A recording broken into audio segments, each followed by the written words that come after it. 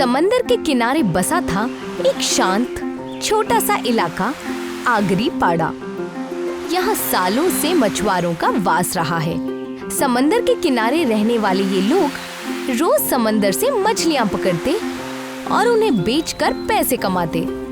मांस मछली पर जिंदगी बिताने वाले इन लोगों में जीवा एक ऐसा इंसान था जो मछली के कारोबार से आगे बढ़कर खुद का अलग कारोबार करना चाहता था। और उसकी माँ ने जो ख्वाब देखा था कि एक दिन उसका बेटा मछुआरा नहीं बल्कि बड़ा शेफ बनेगा, शायद वो ख्वाब अब साकार होने वाला था। अरे ताई माई अक्का बकतास का टक्का मक्का, अरे सोचो मत इतना, आओ मेरी चाय और खारी का जायका जरा चख कर जाओ। चाय और खारी स्टॉल, यही था जीवा का छोटा और प्यारा सा कारोबार। लेकिन इतनी शान और ईमानदारी से काम करने के बावजूद जीवा को कामयाबी नहीं मिल रही थी। वो पैसे तो कमाता, लेकिन जिस नाम और पहचान की उसे तलाश थी वो कभी नहीं मिली। आखिरकार मायूस होकर जीवा ने ये कारोबार भी बंद कर दिया। अब मैं क्या करूं? सोचा था मैं भी मेरे अम्मी जैसा कुछ बेहतरीन बनाऊंगा, उनकी रेसिपीज को लोगों तक पहुंचाऊंगा, लेकिन मेरे सारे व्यवसाय बंद हो गए। अब मैं और मेरी अम्मी का ख्वाब कैसे पूरा करूंगा? मैं तो बहुत ही निकम्मा बेटा हूँ। मुझे माफ कर दो अम्मी, मुझे माफ कर दो। बेचारा जीवा हर बार मिलती नाकामयाबी से परेशान हो चुका था। उसने फिर से वही पुराना काम शुरू कर दिया, मछली बेचना। सुबह मछली पकड़ना और शाम को बेचकर घर लौट आना, बस यही उसकी जिंदगी बन चुकी थी। इसी तरह एक रात खाना खाकर वो शराब पीकर जीवा समंदर किनारे बैठा अपनी किस्मत को कोस रहा था। धत तेरी की, ऐसा लगता है जैसे जिंदगी में अब कोई मकसद ही ना बचा हो, कोई मतलब ही नहीं रहा जीने का। खाने का स्टॉल बंद हो गया, चाय का स्टॉल बंद हो गया। आखिर करूं तो क्या करूं? क्या करूं मैं? बताओ मैं क्या करूं? तकदीर से हारा हुआ जीवा बहुत ही मायूस हो चुका था। वो नशे में क्या बक रहा था उसे खुद ही समझ नहीं आ रहा था। लेकिन तभी उसके चेहरे पर एक गहरी रोशनी पड़ी और उसे धीरे धीरे होश आने लगा। और जैसे ही उसने आंखें खोली, उसने देखा कि पूरा समंदर नीली रोशनी से चमक रहा था। अचानक हवा तेज चलने लगी और समंदर की एक लहर आसमान तक उठ गई और उसने एक विकराल जल परी का रूप ले लिया। अरे ये क्या है? वो जल परी धीरे धीरे जीवा की ओर बढ़ने लगी। जीवा चिल्लाते हुए उससे दूर भागने लगा। बचाओ बचाओ, कोई बचाओ। कहाँ भाग रहे हो? तुम्हें मुझसे डरने की जरूरत नहीं है। तुम बोल भी सकती हो? लेकिन तुम रो क्यों रहे हो? तो मैं क्या करूं? मेरा एक भी धंधा चल नहीं रहा। मेरी अम्मी का ख्वाब था कि मैं कुछ बनूं, एक शेफ बनूं, लेकिन क्या हुआ? जीरो, सब कुछ जीरो। मेरा कुछ भी नहीं हो पाएगा, कुछ भी नहीं हो पाएगा। बस इतनी सी बात। लो, ये लो मेरी खुफिया रेसिपी की किताब। इसमें छिपी है रहस्यमयी तकनीक खाना बनाने की। अगर तुम इसे अपनाओगे तो जरूर अपने कारोबार में कामयाब हो जाओगे। क्या? सच में? हाँ सच में। बस हर बार इसे पढ़ने से पहले एक मंत्र पढ़ना होगा ताकि इस जादुई किताब की शक्ति तुम्हारी रेसिपीज में उतर जाए। और हाँ, जरा संभल कर। ये किताब जितनी अच्छी है उतनी ही खतरनाक भी। कोई बात नहीं, मुझे मंजूर है। मुझे बस अपनी कामयाबी से मतलब है और कुछ नहीं। जल परी की बात सुनकर जीवा ने हाँ में हाँ मिला दी और जो मंत्र उसे बताया गया था उसे भी उसने याद कर लिया।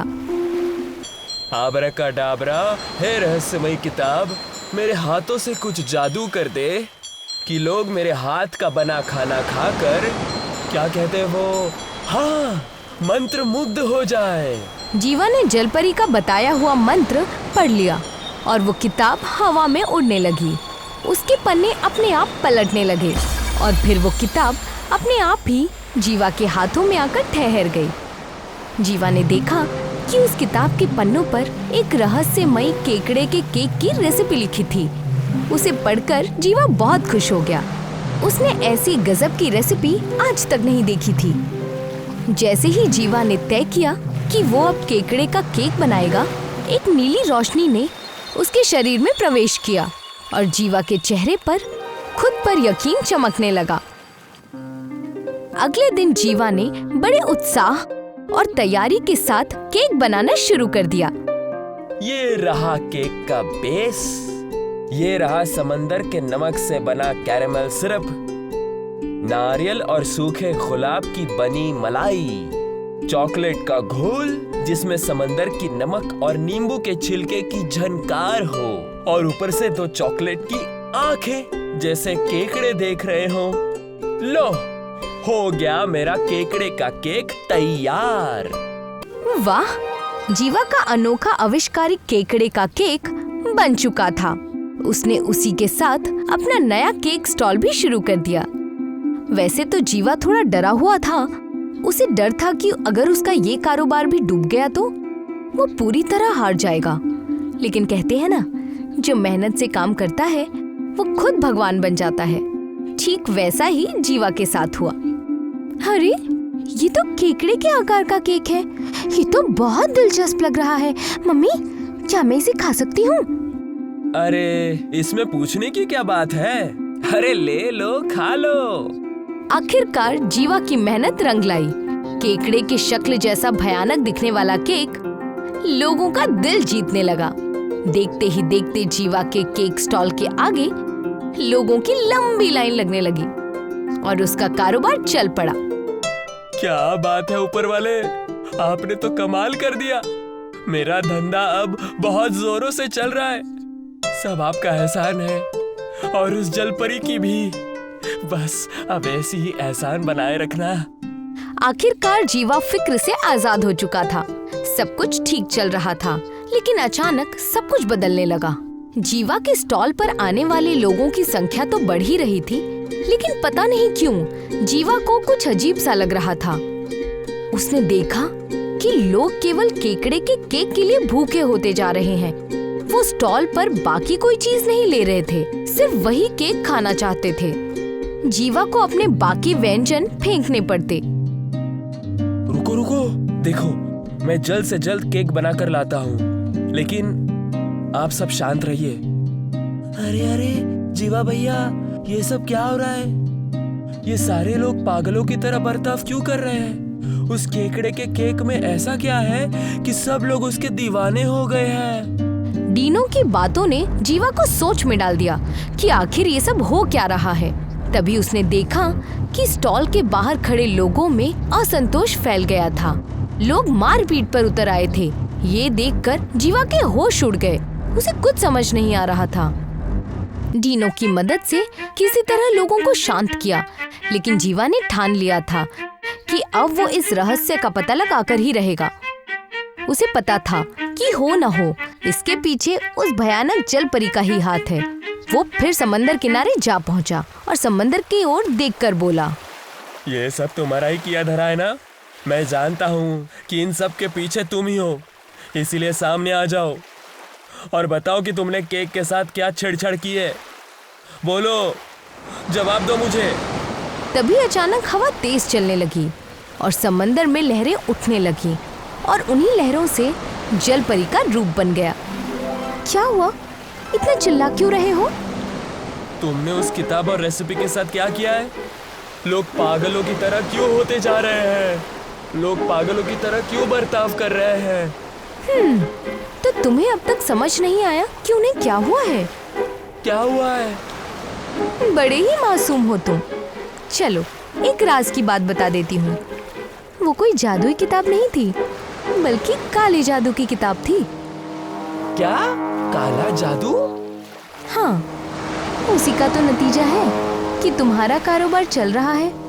अब तो लोग सिर्फ पागल हो रहे हैं।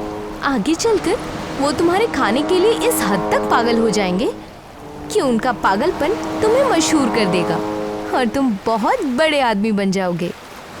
लेकिन मुझे कामयाबी इस तरह से नहीं चाहिए थी। वैसे तो मैंने पहले ही तुम्हें इसके बारे में आगाह किया था, लेकिन तुम मानने को तैयार ही नहीं थे। अब जो है वैसे चलने दो। अब जो होगा उसकी जिम्मेदारी तुम्हारी होगी। जलपरी की बातें सुनकर जीवा के होश उड़ गए। उसे पछतावा होने लगा कि उसने नशे और कामयाबी की लालच में गलत रास्ता चुना था। उसे कुछ समझ नहीं आ रहा था कि वो क्या करे। हे ऊपर वाले, ये मुझसे क्या हो गया? मैं तो मेरी अम्मी का ख्वाब मुकम्मल करने आया था, लेकिन इस काले जादू की काली किताब ने मुझे कहाँ फंसा दिया। अब मैं क्या करूं? कामयाबी पाने के चक्कर में बेचारा जीवा बुरी तरह से फंस गया था। अब उसे जल्दी से जल्दी इससे बाहर निकलना था। तभी उसकी नजर दीवार पर लिखे एक सुविचार पर पड़ी, जिसमें लिखा था, अगर जिंदगी में कोई चीज आपको परेशान कर रही हो, उस चीज को जड़ से उखाड़कर फेंक देना चाहिए। उस सुविचार को पढ़कर बीमा को अपनी परेशानी का हल मिल गया। अगले ही पल वो फिर से समंदर के पास जा पहुंचा, लेकिन इस बार उसके हाथ में वही काले जादू वाली किताब थी।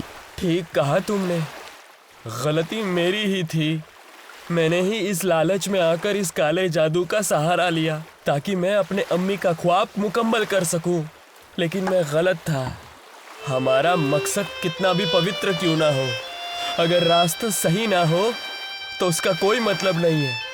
इसलिए मैं आज ही ये किताब तुम्हें वापस लौटा रहा हूँ। मेरा धंधा चले या ना चले, लेकिन उसके लिए मैं लोगों का नुकसान नहीं कर सकता। आखिरकार जीवा ने अच्छा रास्ता चुन ही लिया। उसने वो किताब समंदर में फेंक दी और साथ ही अपने स्टॉल को हमेशा के लिए बंद कर दिया। अब उसने फिर से एक मछुआरे के रूप में एक सादी और ईमानदार जिंदगी बितानी शुरू कर दी।